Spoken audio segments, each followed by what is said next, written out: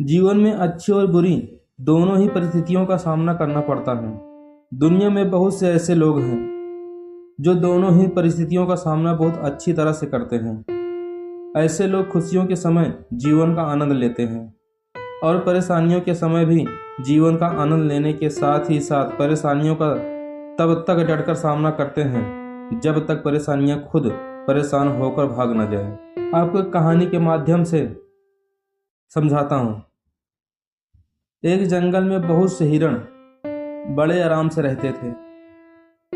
उन्हें जंगल में किसी तरह का भय नहीं था।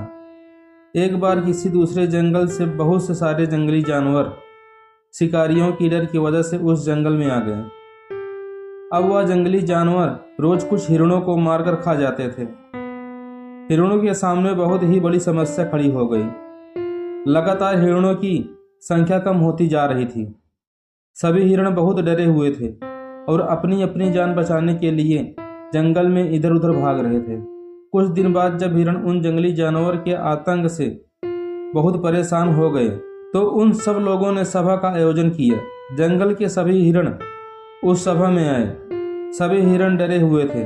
बहुत विचार करने के बाद उन्हें अपनी जान बचाने का कोई रास्ता नहीं सूझ रहा था, तो उन सब ने यह निर्णय लिया कि उन खूंखार जंगली जानवरों के हाथों दर्दनाक मौत से अच्छा किसी तालाब में डूबकर आत्महत्या कर लें। हिरण इस बात के लिए राजी हो गए और आत्महत्या के लिए एक साथ बहुत बड़े तालाब की ओर चल दिए।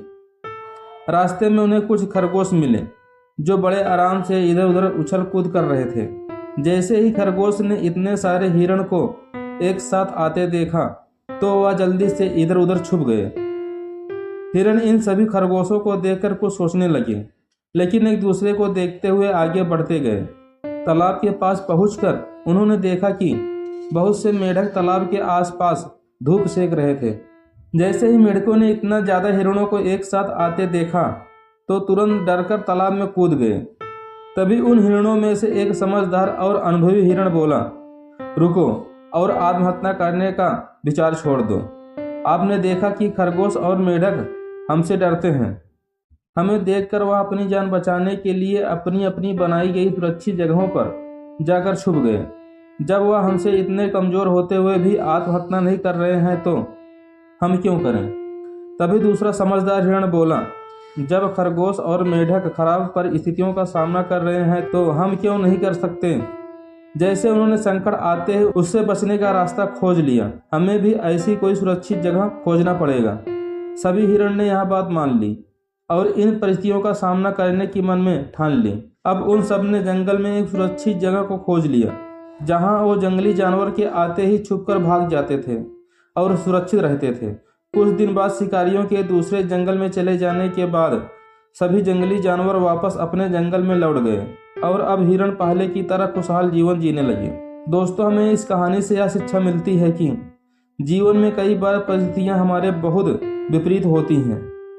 हमें इन परिस्थितियों का सामना डटकर करना चाहिए, न कि परिस्थितियों के आगे हार मान लेनी चाहिए। दोस्तों, अगर आपको हमारी स्टोरी अच्छी लगी हो और हमारे चैनल पे नए हैं तो हमारे चैनल को लाइक करें, शेयर करें और सब्सक्राइब करें, और फेसबुक पेज पर देख रहे हो तो हमें फॉलो करें।